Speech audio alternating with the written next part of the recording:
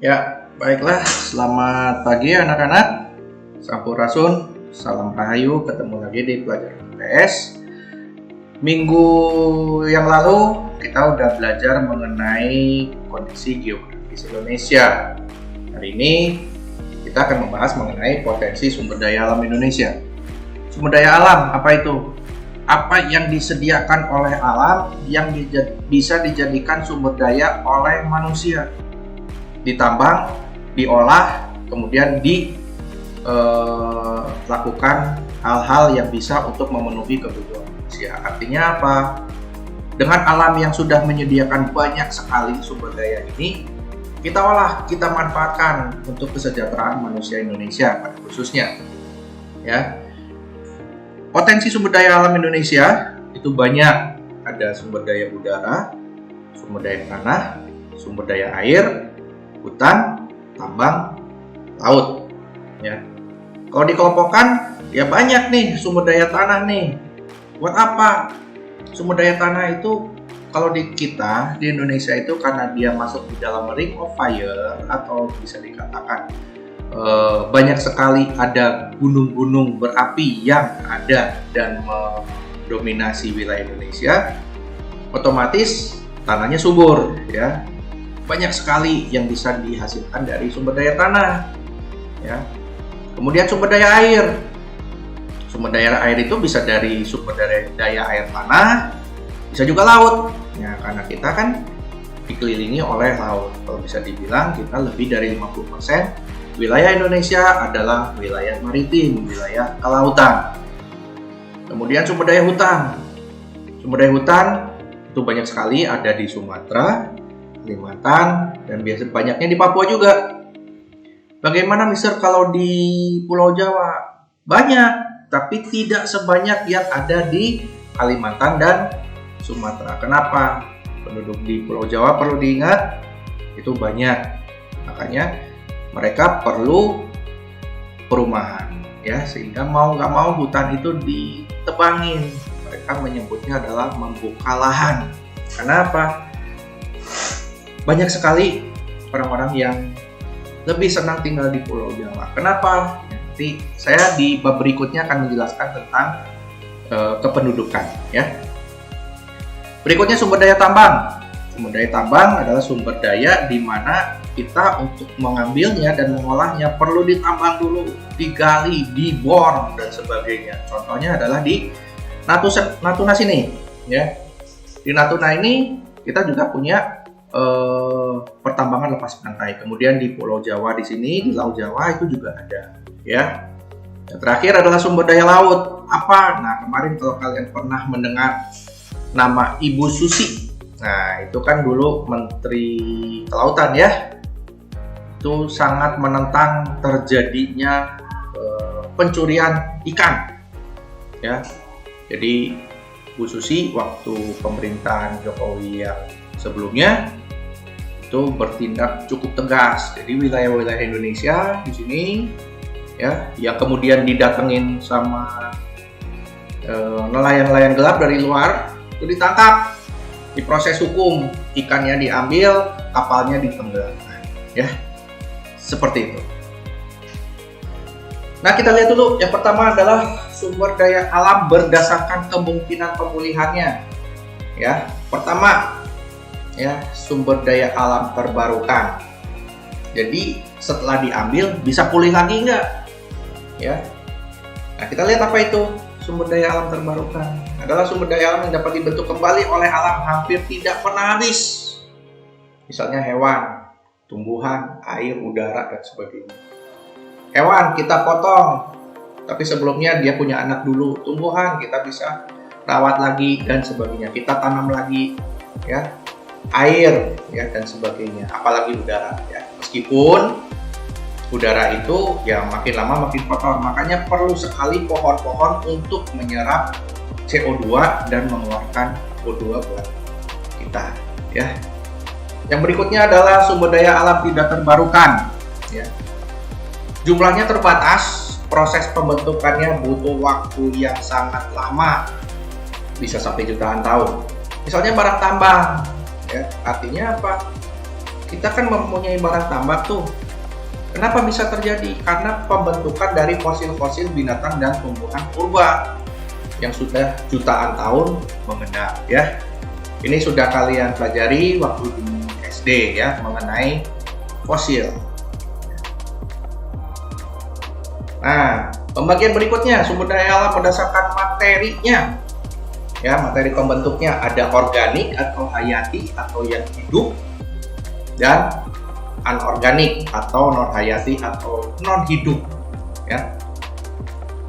SDA organik adalah SDA atau sumber daya alam yang materi pembentuknya dari jasad hidup, contohnya hutan, pertanian, perikanan, peternakan ya. Dan yang tidak hidup atau anorganik atau non hayati, pembentuknya terdiri dari benda mati, contohnya tanah, ban, mineral, gas alam ya.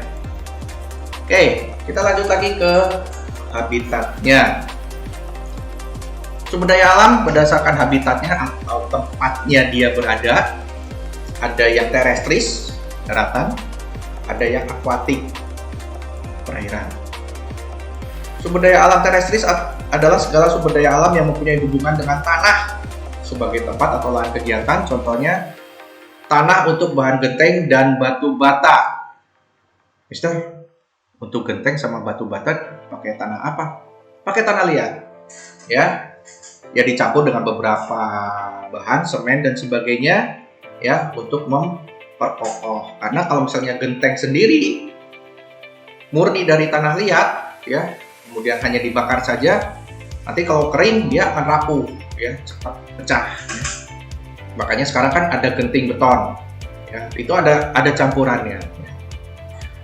Kemudian sumber daya alam akuatik atau air, perairan, sumber daya alam yang hubungannya dengan air, contohnya danau, air hujan, air laut ya. Jadi kalau kalian suka mendanau ya, atau apa namanya itu, main ke danau ya, main air hujan atau main ke pantai air laut, nah itu bukan hanya sekedar danau ya, bukan sekedar air hujan ya, bukan sekedar air laut, tapi itu adalah sumber daya alam ya. Danau itu buat apa? Misalnya, oke lah, Mister, saya mah taunya untuk pariwisata, misalnya di Ciwidey ya, ada situ Patengang ya. Nah itu meskipun hanya untuk pariwisata, dia bisa jadi orang mengambil air danau itu untuk kegiatan yang lain, misalnya dia punya perikanan dan sebagainya ya. Nah, sekarang kita lihat dulu sumber daya alam berdasarkan bagian atau bentuk yang dapat dimanfaatkan. Dari bentuknya nih ya, ada 5. Yang pertama, sumber daya materi ya, atau bentuk nih ya. Ada mineral, besi, bahan tambang. Contohnya misalnya pintu gerbang itu dari biji besi, itu ditambang dulu ya. Kemudian emas, perhiasan ya, itu ditambang dulu ya, termasuknya adalah bahan tambang. Begitu juga dengan mineral ya. Kemudian sumber daya hayati, bahan untuk makanan. Apa aja? Banyak ya. Contohnya kalau misalnya kita ke pasar Segar atau misalnya pasar Sayati mungkin ya, kamu bisa lihat bahan-bahan untuk makan seperti itu. Kemudian sumber daya energi yang bisa diolah kemudian jadi tenaga, jadi energi. Misalnya gas alam, batu bara dan kayu bakar. Dulu lokomotif uap itu menggunakan kayu bakar ya, dibakar dulu menghasilkan uapnya itu menjadikan tenaga untuk mendorong lokomotif menarik gerbong. Nah sekarang sudah ada mobil yang menggunakan gas ya. Jadi lebih irit. Kenapa? Karena gas alam itu ya kita ambil dari udara yang kita hirup itu mengandung gas-gas tertentu ya. Dan contohnya paling gampang adalah kalian di rumah menggunakan gas LPG, entah itu yang hijau, entah itu yang biru, entah itu blue gas dan sebagainya. Itu gas itu lebih irit. Kemudian sumber daya ruang. Nah, Pertemuan pertama kita udah membahas tentang ruang, ya.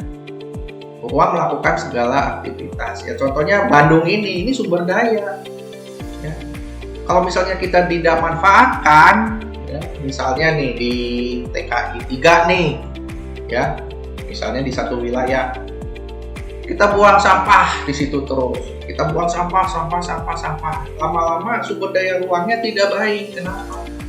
Ruangnya tidak sehat untuk melakukan segala aktivitas, ya, bau lah, lalat lah, penyakit, bakteri dan sebagainya, dan akan menghambat manusia melakukan aktivitas. Berikutnya, sumber daya waktu. Segala sesuatu sumber daya yang berkaitan dengan waktu. Contohnya air sulit didapat saat musim kemarau.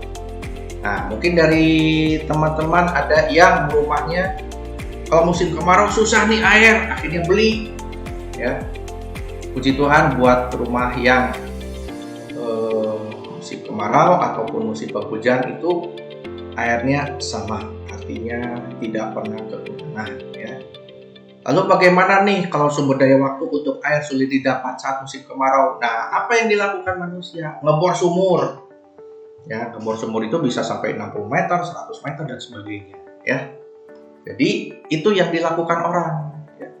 Sumber daya alamnya dimanfaatkan, ya. Contohnya ini air nih, ya, sumber daya air itu dimanfaatkan buat apa? Ya minum, ya masak, cuci, mandi dan sebagainya, ya. Kita loncat ke sumber daya alam berdasarkan daya pakai dan nilai konsumsinya. Ada yang tidak cepat habis, ada yang cepat habis, ya. Nah, Mister, maksudnya apa sih nilai konsumsi? Nilai konsumsi makanan bukan? Bukan. Konsumsi itu adalah penggunaan satu harga atau nilai barang sampai habis. Kalau misalnya kalian ada acara nih, wah si A seksi konsumsi, wah pasti berurusan dengan makanan, bukan? Ya. Contohnya apa?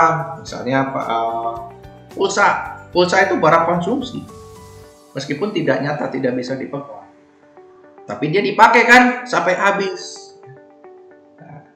Nah, sekarang kita lihat dulu sumber daya alam yang tidak cepat habis. Ya, ini yang berbentuk fisik, ya, bukan pulsa kayak tadi. Yang tidak cepat habis disebabkan oleh nilai konsumsi benda-benda tersebut relatif kecil. Misalnya intan, batu permata, logam mulia. Enggak semua orang bisa beli intan. Enggak setiap orang punya batu permata, dan nggak semua orang setiap hari pakai emas, ya. Beda kalau misalnya ada orang yang misalnya ke pasar pamer tuh, jadi kalungnya, antingnya, ya, gelangnya semuanya emas, jadi seperti toko emas berjalan, ya. Nah, kenapa logam mulia ini, batu permata serta intan itu nggak semua orang pakai, jadi ditambangnya pun sedikit, ya. Di samping karena memang benda-benda ini di bumi juga terbatas, ya, sehingga harganya relatif mahal. Berikutnya adalah sumber daya alam yang cepat habis disebabkan oleh nilai konsumsi benda itu relatif tinggi. Contohnya bensin. Nah, bahan bakar minyak ini kalau teman-teman lihat kalau pas mudik lebaran nih, bukan yang tahun ini, ya. Tahun ini karena ada COVID-19, orang nggak boleh keluar, mudik juga, boro-boro mudik, keluar rumah juga nggak boleh, ya kan?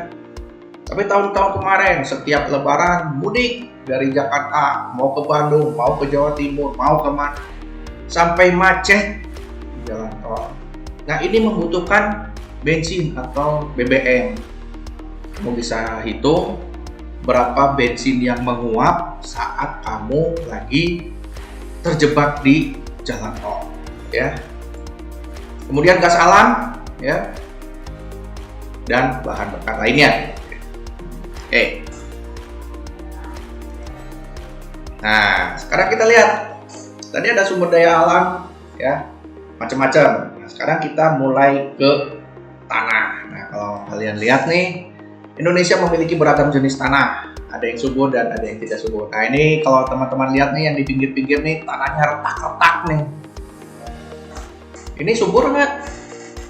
subur ya teman-teman, atau kering Pak Mister, itu mah garing kayak gitu, mana bisa dibilang subur ya. Ini kan mungkin di musim kemarau, tapi siapa tahu yang namanya musim penghujan dia akan lebih banyak menghasilkan hasil bumi ya. Nah kita lihat yuk, suatu tanah dikatakan subur apabila memenuhi syarat berikut. 1. Banyak mengandung unsur hara. Apa sih zat yang diperlukan tanaman untuk pertumbuhan? Contohnya apa? Kayak kalian nih, teman-teman lagi masa pertumbuhan. Perlu vitamin? Perlu. Perlu mineral? Perlu. Perlu makanan yang bergizi? Perlu. Ya.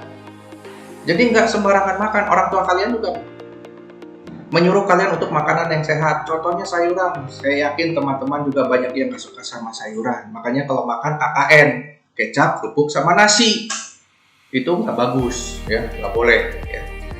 Tapi banyak yang seperti itu. Saya emang nggak suka sayuran, Mister. Ya, kamu kalau misalnya tidak makan sayuran, kamu pasti ada yang kurang zat besinya yang ada pada bayam dan sebagainya. Ya, saya malah jadi promosi sayuran nih. Ya. Berikutnya, cukup mengandung air yang berguna untuk melarutkan unsur hara agar dapat diserap oleh akar tumbuhan. Ya.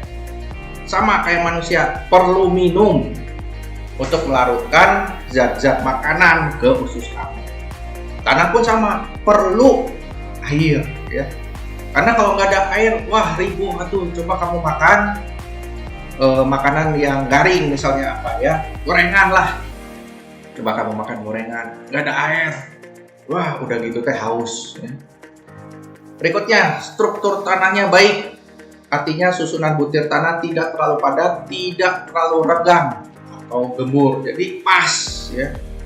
Kamu juga sebagai manusia tidak terlalu gendut, tidak terlalu kurus. Ya, Mister saya mah badannya gendut. Ya kamu kalau dalam di masa pertumbuhan juga nggak apa-apa sih, tapi nanti kan seiring bertumbuhnya waktu badan kamu juga akan berubah ya, artinya yang gendut juga akan kurang jadi kurus, bukan kurus ya, proporsional ya, yang kurus juga nggak akan kurus-kurusan ya.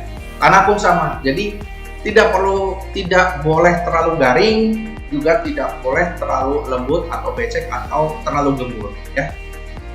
Seperti itu. Tanah, tadi kita berbicara dengan tanah. Sekarang kita berbicara tentang air, ya.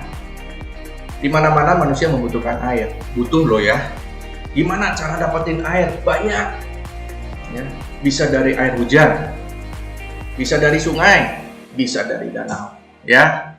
Jadi kalau kalian misalnya bermain ke sungai, ya, atau misalnya jalan-jalan atau kemana, hiking ya, atau misalnya kamu mendanau gitu ya, main ke danau maksudnya, nah, kamu bisa melihat itu sumber daya air yang sangat potensial. Nah kita lihat ada macam-macam sungai. Kamu tahu sungai kan? Nah, ada 3 yang paling sering ditemukan, yaitu sungai hujan. Pertama, sungai yang sumber airnya berasal dari resapan air hujan di bagian hulu. Nah ini biasanya ada di Indonesia. Hampir 99% sungai di Indonesia adalah sungai hujan, karena berasal dari resapan air hujan di bagian hulu, artinya dari atas. Ya. Misal kalau misalnya musim kemarau, sungainya garing, iya betul. Sungainya garing. Jadi nggak heran kalau misalnya pada musim-musim kemarau, misalnya kalian bulan Juni, ya, atau bulan Mei, kalian ke Jawa Tengah, wilayah di luar Jawa Barat, itu banyak sekali jalan-jalan yang melintasi sungai-sungai besar, itu garing karena tidak ada hujan. Berikutnya ada sungai Gletser, sungai yang sumber airnya berasal dari es yang mencair. Di Indonesia nggak ada, kemungkinan ada di daerah pegunungan Jayawijaya di Papua. Itu ada ya. Kemudian ada sungai campuran, sungai yang sumber airnya berasal dari campuran air hujan dan es yang mencair. Berarti wilayah ini mengalami musim penghujan juga dan musim ada musim dingin ya. Jadi ada es yang membeku dan juga akan mencair ya. Jadi kemungkinan ini wilayahnya mempunyai musim yang ada musim saljunya atau musim dinginnya. Nah, kita lihat lagi danau. Danau merupakan bagian permukaan bumi yang berupa cekungan atau ledok yang mana airnya berasal dari aliran sungai, air hujan atau air tanah. Ya, misalnya kita lihat danau Situ Patenggang di daerah Ciwidey. Ya, itu danaunya besar banget. Atau kalian pernah mungkin main ke Danau Toba di Sumatera Utara, itu sepanjang mata memandang kamu tidak pernah melihat ujung daripada danau itu karena saking besarnya danau itu seolah-olah kamu berada di pinggir pantai. Ini adalah cekungan, ledokan, di mana airnya berasal dari aliran sungai, air hujan atau air tanah. Jadi tanah itu bisa mengeluarkan air, ya, kemudian naik terus, kemudian tertampung. Bakal luber nggak, ya, karena memang Tuhan menciptakan sedemikian rupa. Karena air hujan, air sungai, air tanah itu seperti itu. Bagaimana kalau hujannya deras, Mister? Nah, kalau hujan deras, ya, itu bisa juga karena aliran sungainya mengalami penyempitan, entah itu penyempitan di kanan kiri ataupun sungainya yang mulai dangkal sehingga airnya meluap seperti itu. Loncat dari danau, kita merambah ke hutan. Jadi si Bolang, ya, bocah petualang. Di sini di hutan, Indonesia memiliki luas sekitar 99,6 juta hektar atau 52,3% luas wilayah Indonesia. Jadi kita itu udah banyak hutan, luas banget, ya. Dan luas hutan yang terbesar saat ini masih dapat dijumpai di Papua, Kalimantan, Sulawesi, dan Sumatera. Nah, seperti saya tadi bilang tadi kan, Mister bilang tadi di Jawa mah udah sedikit. Kenapa? Manusianya banyak ngumpul di Jawa, butuh lahan, butuh rumah. Akhirnya apa? Mereka buka lahan, hutan ditebangin jadi perumahan, bikin mall, bikin jalan raya dan sebagainya.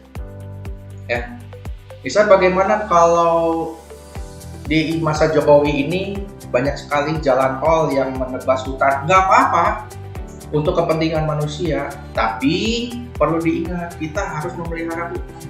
Caranya di mana? Ditanam lagi supaya tidak terjadi yang namanya erosi banjir saat hujan, ya. Karena kalau misalnya gersang nanti kayak di Arab nanti, ya, gurunnya seperti itu, ya. Nah, kita lihat di Indonesia hutan menghasilkan antara lain apa? Banyak sekali, kebanyakan kayu-kayuan, ya.